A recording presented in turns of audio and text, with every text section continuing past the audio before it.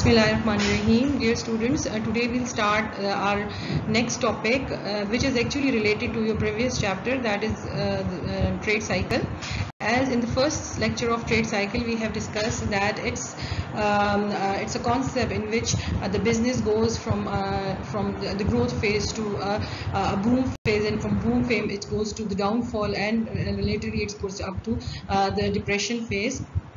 And obviously, when economy is going through these phases, the economist and other experts want to find out the reason behind these, the generation of these cycles and the generation of these trends, in order to prolong the boom phase, and in order to accelerate the growth phase, and try to avoid the depression phase and come out from the depression phase as early as possible. So in the next few slides we will discuss different theories regarding the development and regarding the development of trade cycle, and the reasons behind these trade cycle given by different economists and theorists. Hartree's monetary theory. This theory was given by Rolf G. Hartree in 1926, and according to him, he suggested that the main reason behind the development of trade cycle is the money supply, and it actually causes the fluctuation in the aggregate business activity. And there are many other factors which can cause these fluctuation in the business activity, like floods, drought, earthquakes, wars, strikes, etc. But these factors are for a certain time period, and they can only cause partial depression, but they cannot create the fluctuation in the whole business activity. But at certain times they caused a partial depression. Okay, now the upswing, like for example, over here Hartree suggests that upswing start in the economy, like this is actually a growth phase of the economy in which the economic activity is taking place, and the people are starting to invest in different businesses, and the business activity is actually increasing. So upswing starts when the trader decide to increase their stocks by borrowing from money, as according to Hartree, money supply would be cheaper if money supply would be cheaper, like when there is low interest rate, or there is a very relaxed monetary policy, which will make credit cheaper for the people, for the traders, and for the investor. So they will invest in different kind of businesses, and if they have already have business, they will expand their business. This create credit and increase effective demand. Obviously, when there is high economic activity, which will give rise to increase in job opportunities, and people have purchasing power, increased purchasing power, which leads to demand in business goods as well as consumer goods. So due to increase in income, and there would be overall expansion in the business activity. Now the downturn starts when production keep rising and relax and reach its maximum, like when there is a time when the producer can produce up to a certain limit, and at that limit it can have a maximum profit, but they cannot increase that production, because at further level their production cost increases, and once their production cost increases, obviously they transfer that cost into the prices, due to which prices would be increased. And when the prices would start increasing, there would be increase in the inflation in the economy, and as there is increased inflation in the economy, and the money supply of the supply has also increased the economy, because when there is increase in the money supply, there will be inflation in the economy, and interest rate has to be increased by the banks, because they want to decrease the money supply, and obviously the reservoirs of bank also decline. So obviously they want to increase saving from the people, so people stop further investment, and they will try to save in the banks, and there would be a decline in the business activity, and majority projects will stop, and prices will be start decreasing, and the economy will fall in depression. Okay, then revival comes when banks get their money back, like when they have increased the interest rate. So obviously there would be increase the reserves of bank, and obviously they are there for lending. So they'll start lending money, and again the upswing starts. So in this way, the whole cycle develop. So according to hot rate, the main variable which can cause there are many economists which have criticized Hotter's monetary theory because according to them money supply is a variable which can cause a little fluctuation in the economic activity, but it is not so powerful which can cause a business cycle. According to them, over here money supply has been the role of money supply is exaggerated, and obviously the bank and businessman role is also exaggerated because within the economy there are many factors which can cause increase and decrease in the economic activity, and these factors are not taken into consideration in this theory. Thirdly, when it comes to capital, the businessman does not only use a borrowed capital, they can also use their own funds, or if they are a corporation, they can get funds from common stock or preferred stock. So in that case, that thing is also being ignored over here. Thirdly, the theory failed in a situation of liquidity trap. Like liquidity trap is a situation when the money supply, because the central bank is there to increase and decrease the interest rate or many other factors which can increase the money supply or increase or decrease the money supply. But liquidity trap is a situation in which the increase and decrease in the interest rate and many other factor cannot accelerate or boost the money supply. Like when you decrease the interest rate, it will give boost and the money supply would increase. But liquidity trap is a situation which cannot increase the money supply when you are decreasing interest rate. So in that case, what would be the situation? That thing is also ignored over here. The theory also does not take into account certain non-monetary factors such as innovations, multiplier and accelerator. Like when we talk about innovations, so innovations when innovation in a certain financial instrument or innovation in payment system, innovation in a communication system have drastically increased economic activity worldwide. That thing has not been discussed over here. And innovation of certain technologies like in the manufacturing in any other thing had also given boost to certain industries as well. So that thing has ignored over here. And there is also, they have also increased the effect of multiplier or accelerator. Like when we talk about multiplier, so multiplier is a situation when people invest in certain economies by seeing their growth rate, and accelerator is factor when these by seeing this then they're seeing that people are investing in the economy, people start investing more and more in that economy. So these factors are ignored in this Hotter's monetary theory. Is given by J.M. Keynes at the period of a Great Depression in 1930, and according to him, in the short run, the level of income output and unemployment is determined by the level of aggregate demand. Like they are talking about aggregate demand of capital and consumer good both. So according to him, the major determinant of business cycle is the level of aggregate demand. When there is increase in the demand in goods and services, and in services and investment, it will increase the production level. And when there is decrease in the demand, it will lead the companies has to decrease their production, which leads to lower output and employment and incomes. According to Keynes, the fluctuation in the investment demand is determined by the expected rate of profit from the investment and the rate of interest. Like for example, when you talk about this expected profit, like when we talk about interest rate, so interest rate is the cost of borrowing, and the cost of borrowing, and the rate of profit is the expected expected profit getting from certain investment. So when there is the people expect that they will get more profit as compared to the cost of borrowing, so they will start investment in different different businesses, and due to which there would be increase in the employment and so on, increase in the purchasing power of the people, and which will also increase into the demand, and so on. The cycle goes on and on.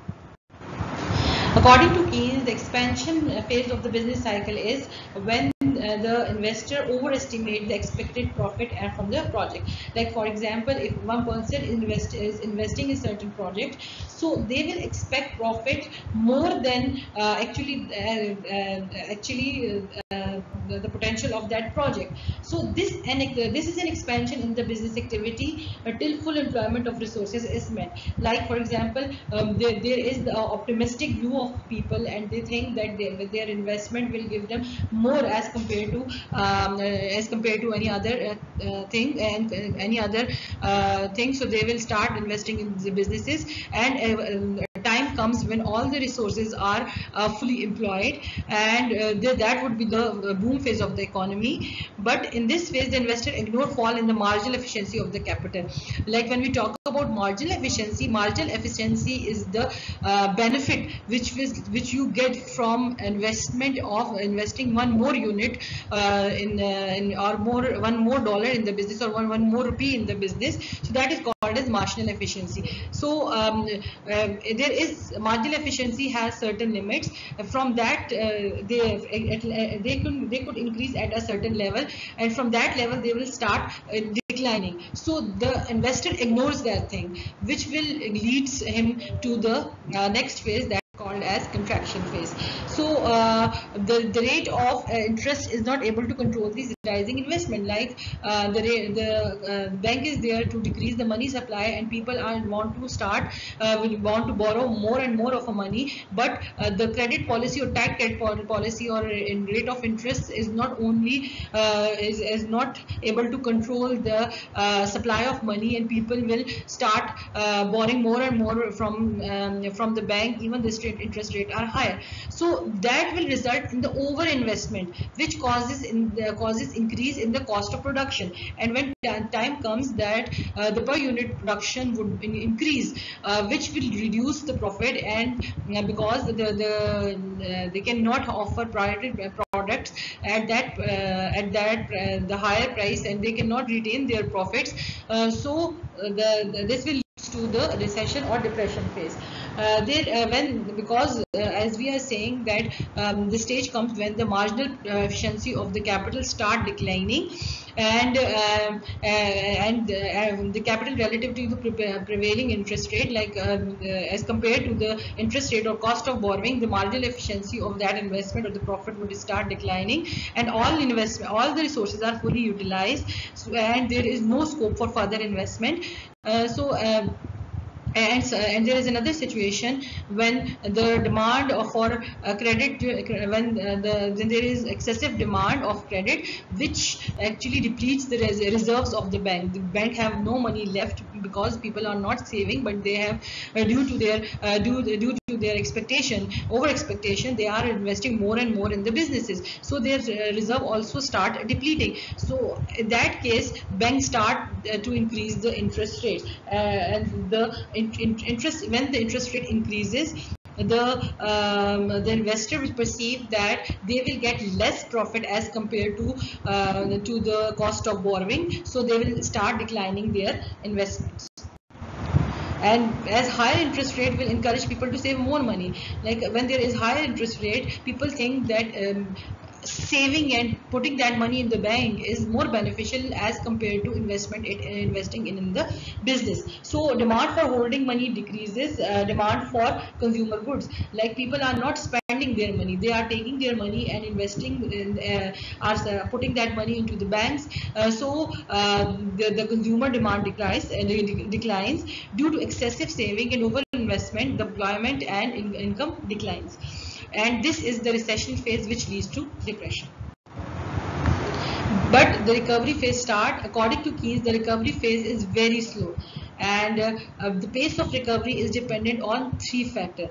Number one is the rate of growth of the economy, that how the company is recovered and how the the business activity start, and what is the pace of increase in the business activity. Secondly, the time period of wearing out of the capital goods. Like there are certain companies which can sustain the depression phase as well. They have saved their money and they have saved their resources for hard times, and once their capital goods have wear out and it is completely completely vanished, so obviously they come and start demanding that money from the open market, which will increase the demand for capital and consumer good as well.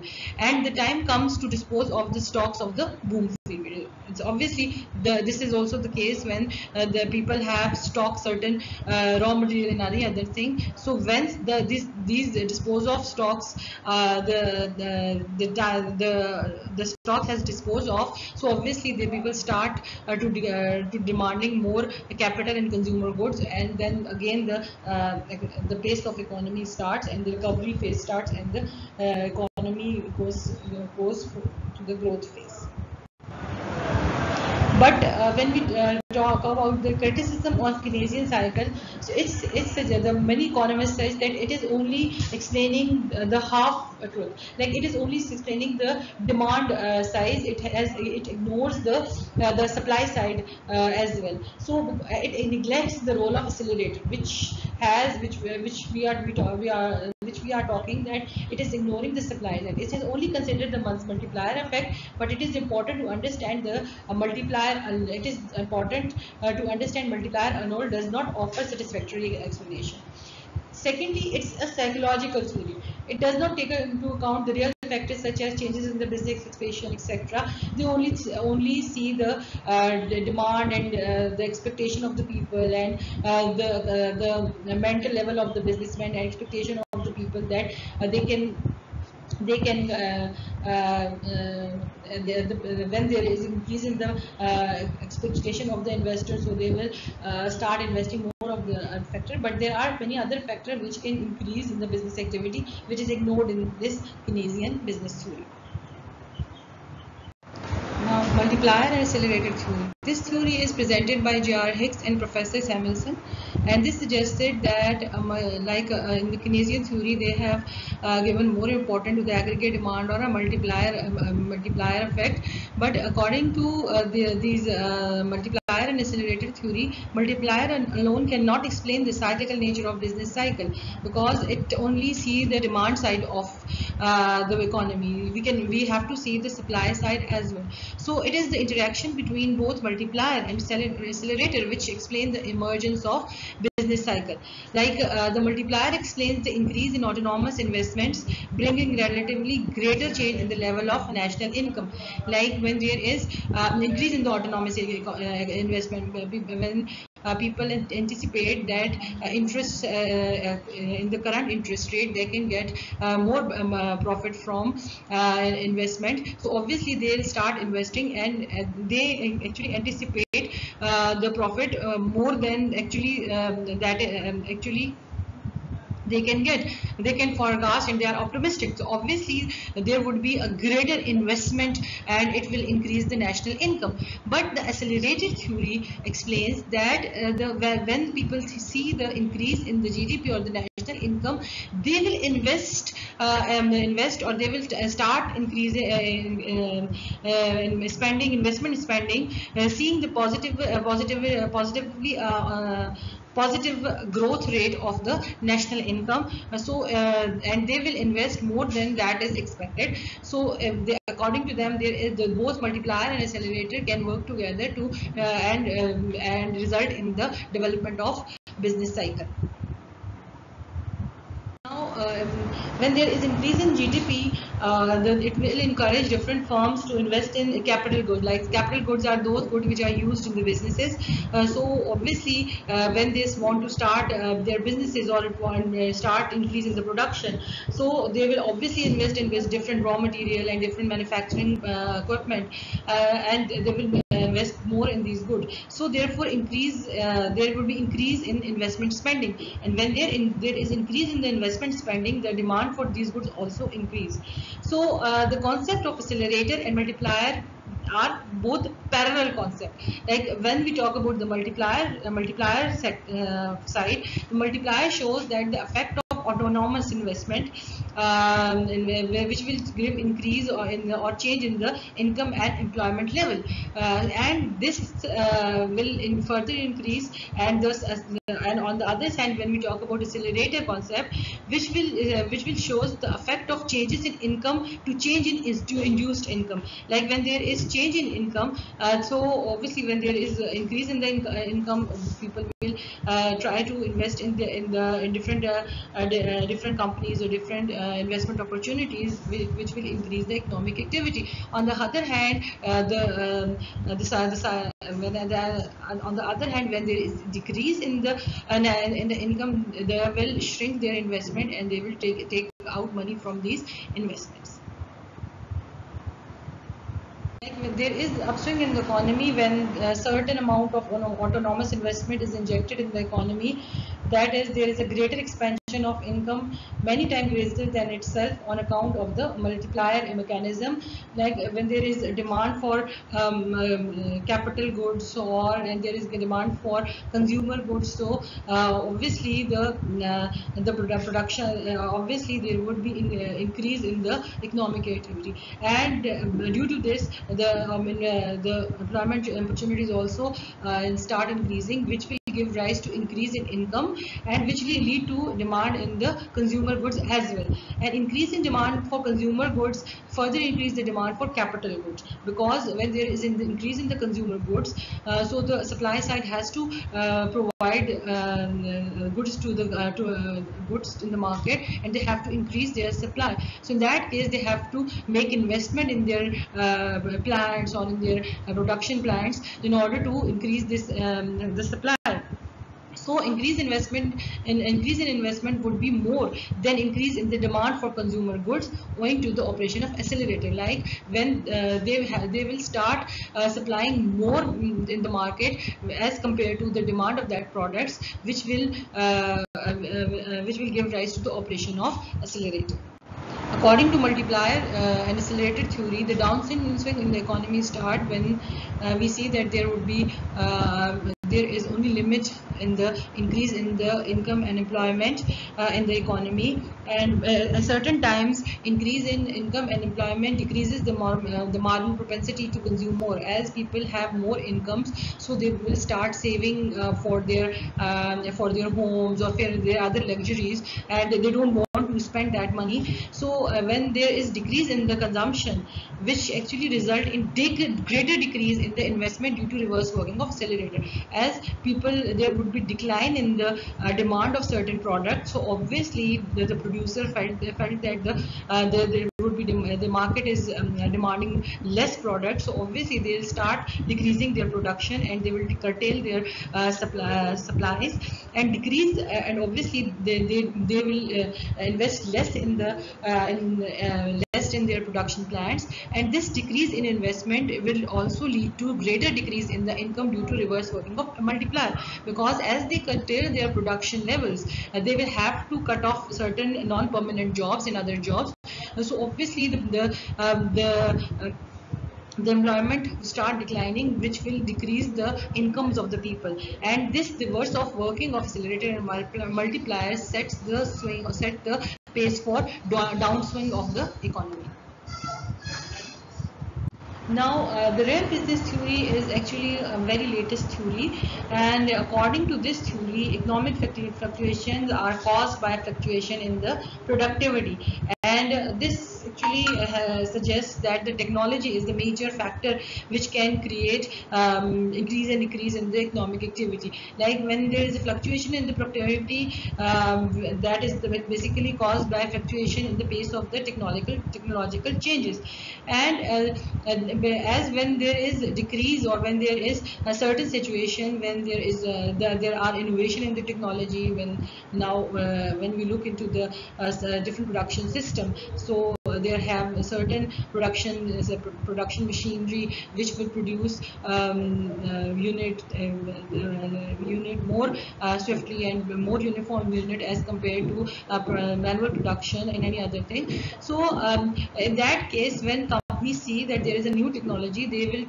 try to adopt those technology in order to remain competitive with their industry. So at that time, obviously they have to stop their current production levels, and they have to install new production plants. And the time period, in the time period when they are replacing their old plant with the new plant, the businesses or business activity will start declining. But once they replace that plant and they start production, so that will increase the business level. So according to this theory, this fluctuation in productivity and business cycle will due to the change in the pace of the economy. And there are certain other factors, like for example international disturbance, like when we see current pandemic, which has caused decline in the business activity, and climatic fluctuations and natural disaster. All these are the factors which can create a decrease in the business activity, but these all are a little temporary factor, because after a certain time, when the economy recover from these shocks, they will start working normally. Now, how this RBC, or real business cycle mechanism works? First of all, as we are saying, the major determinant of this according to this theory is the change in the pace of technology. So once there is change in the technology, the existing capital or existing machinery become obsolete, and the companies has to replace these equipments. And obviously when they have to replace that equipment, their future profit have also declined, because they have to curtail their productivity, which will decrease their expectation of profit. And they will start decreasing their investment in certain raw material and any other thing, because at that time they are more inclined to invest in new technologies, and they also lay off certain workers. But when they have replaced they replace their machinery or replace their technology, so and they have adopted the technological advancement, the upswing of the economy start, and many companies start producing at their higher levels, and give rise to the business activity. So this mechanism go on and on, because when the time passes, there would be new advancement and new technologies and so on, will give rise to certain business cycles.